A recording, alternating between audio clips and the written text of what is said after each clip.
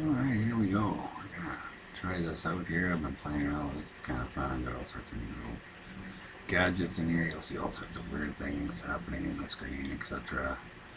I thought I'd come on and tell my side of the story here, how I got involved in the Fukushima thing. Fukushima. Uh, I happen to be very lucky and be involved in revolutions going on in the Middle East and in Egypt, and I happened to be online at about 3 in the morning when this all occurred, and my buddy in Egypt happened to be watching it at the time. Usually I had it on CNN all the time, my idiot box there, and he alerted me to the fact that this was being shown live, so immediately I turned to it and I made people to watch it live, online as well. A lot of very peculiar things were happening at the time when this happened. Oh, by the way, these will be probably about 10-minute intervals, and that's a good time setting for these sorts of things, so there'll probably be 3 or 4 of these.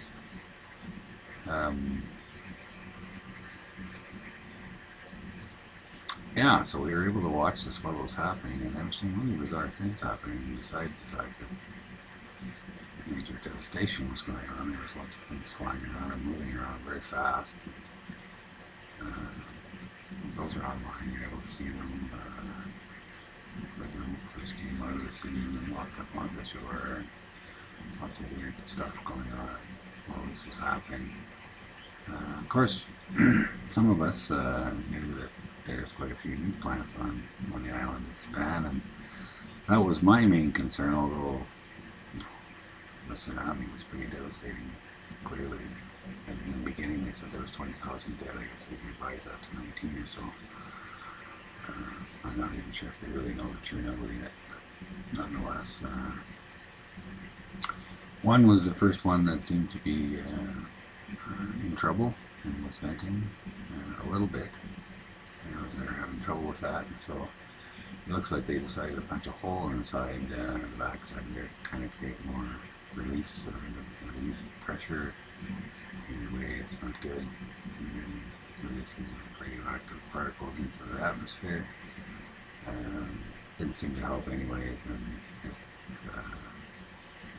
melted down, which the heat generated in there also caught the fuel pool on fire, which was also on video. 3 then clearly, you know, majorly blew up. There's a lot of stories as to what happened there. It doesn't matter to me really. The fact is, the reactor blew quite heavily and actually looked like it went underground right away. You could see a wall of dirt on the controller side, which would be the back side of the reactor. Just wall up. I mean, it was unbelievable. And of course, at the same time, you got the spent fuel pool above it full of NOx fuel and particleized now into the air and flying all over the place.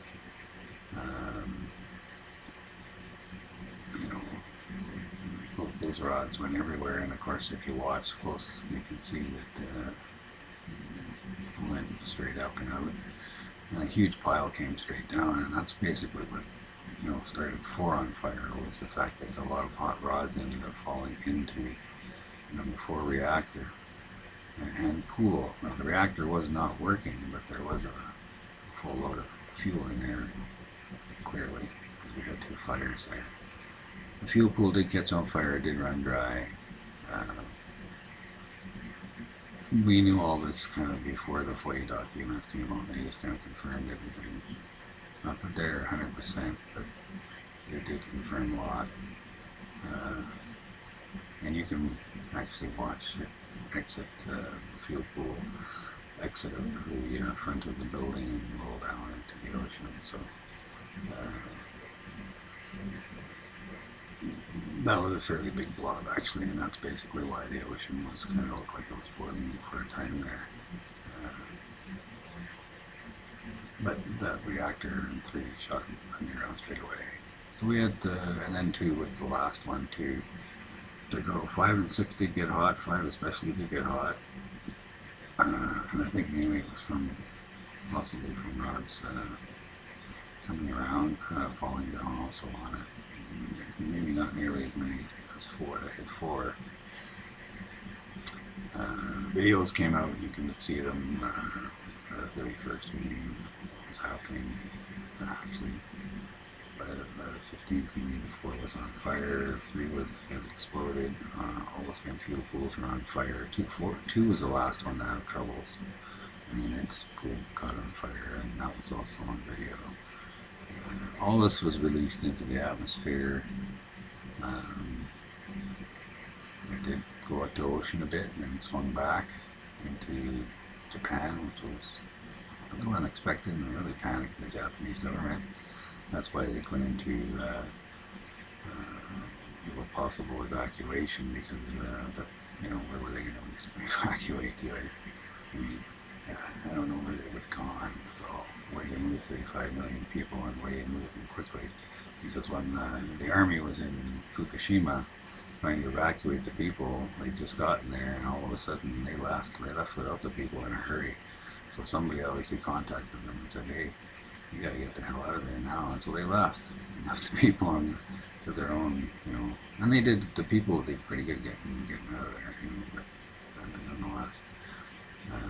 I was on Twitter at the time, and of course there was a lot of Japanese running around taking readings with their counters. And yes, I thought that you know, get a CC-137, but it's better than nothing, and it tells us what's happening.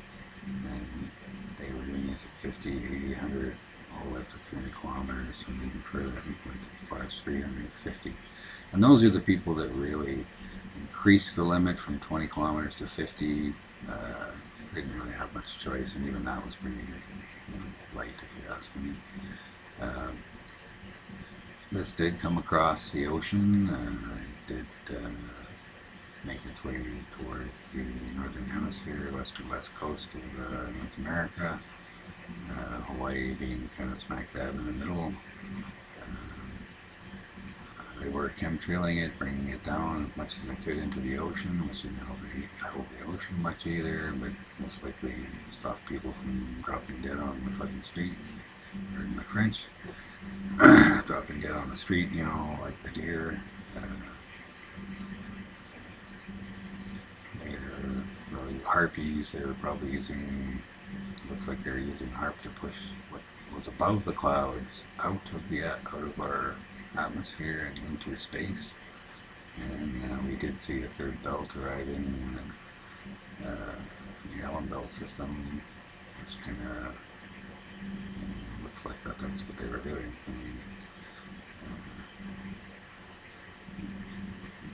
That's what they do when these things happen. This is their modus operandi. When you have a meltdown like this, you have to re-elevate this, and that's everybody. So,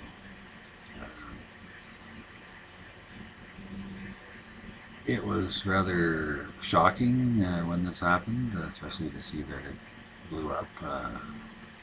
The third one blew up like it did.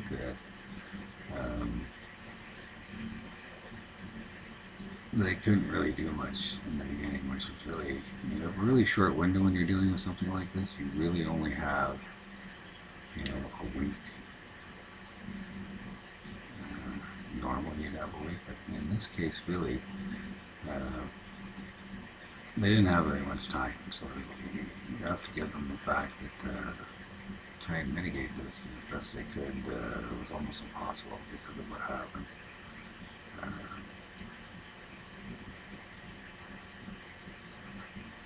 Really quite shocking that no one came out and said a whole lot about this as it was going on. There was very few numbers of us, and some people had no idea what was happening anyways, because they just have no clue. They don't even know about Chernobyl, so that's kind of how it started for me, and it looks like we'll have to take the next video here.